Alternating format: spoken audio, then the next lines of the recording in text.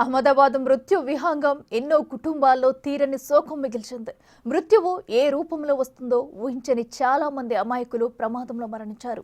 ఈ ప్రమాదానికి గల కారణాలను ఏఏఐబి అధికారులు తెలుసుకుంటున్నారు. ఎయిర్ ఇండియా విమానానికి సంబంధించి అత్యంత కీలకమైన బ్లాక్ బాక్స్ దొరికింది. బీజే ఆసుపత్రి శిథిలాల నుంచి బ్లాక్ బాక్స్ స్వాధీనం చేసుకున్నారు. గుజరాత్కు చెందిన 40 మంది సిబ్బంది విమానయాన శాఖతో కలిసి పనిచేస్తున్నారు. ఈ బ్లాక్ బాక్స్ ను విశ్లేషిస్తే కానీ ప్రమాదానికి గల అసలైన కారణాలు తెలుసుకునే వీలుంటుంది.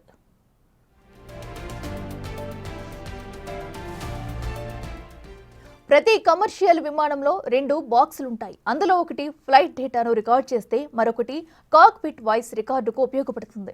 విమానంలో ఏదైనా ప్రమాదానికి గురైనప్పుడు ఎమర్జెన్సీ పరిస్థితిని తెలుపుతూ మేడే అంటూ సమీపంలోని ఏటీసీకి పైలట్ ఓ మెసేజ్ను పంపుతారు.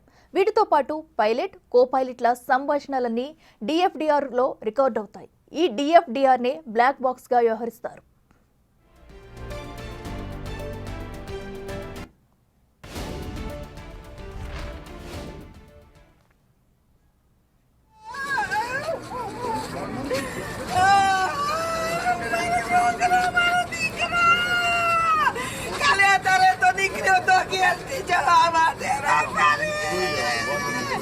काले तो कर खेल के गिरती बुआ गया था।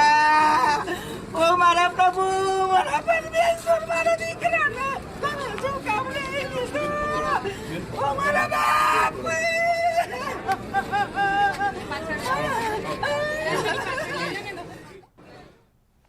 ఈ ప్రమాదంలో మృతుల సంఖ్య 269కి చేరింది. చికిత్స తీసుకుంటున్న మరో 4 బీజే మెడికల్ కాలేజ్ విద్యార్థులు మృతి చెందారు. మృతులు రాకేష్, ఆర్యన్, మానవ్, జయప్రకాష్గా గుర్తించారు. 35 గంటలైనా ఇంకా ఓ మెడికో ఆచూకీ లభించలేదు. దీంతో మెడికల్ కాలేజ్లో చనిపోయిన వారి సంఖ్య 28కి చేరింది. మెడికల్ కాలేజ్ హాస్టల్లో పనిచేసే సరళాబేన్ అనే మహిళ చిన్నారి ఆద్య ఆచూకీ కూడా ఇంకా దొరకలేదు. వారి కుటుంబ సభ్యులు కన్నీరు మున్నీరుగా విలపిస్తున్నారు. వారి కుటుంబ సభ్యులకు DNA టెస్టులు నిర్వహించిన రిపోర్ట్స్ ఆధారంగా మృతదేహాలను అందిస్తున్నారు అధికారులు.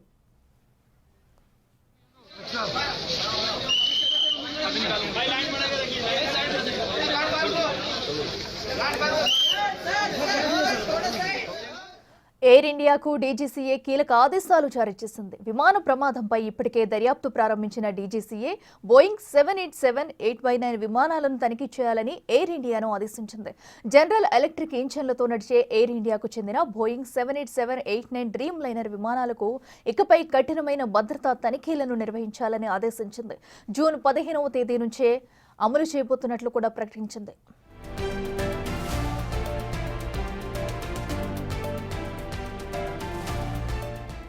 ఇకపై విమానాలు బయలుదేరే ముందు ఇంధనం పర్యవేక్షణ, cabin air compressor, electronic engine నియంత్రణ వ్యవస్థ, హైడ్రాలిక్ వ్యవస్థ, టేకాఫ్ ప్రమాణాలను మరోసారి పరిశీలించడం అనేది తప్పనిసరిగా చేయాలని ఆదేశించింది.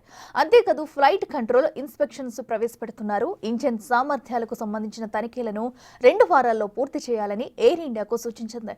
ఇక బోయింగ్ డ్రీమ్ లైనర్ విమానాల్లో గత 15 రోజుల్లో రిపీట్గా వచ్చిన సమస్యలను వీలైనంత త్వరగా సమీక్షించాలని ఎయిర్ ఇండియాకు సూచించింది డీజీసీఏ.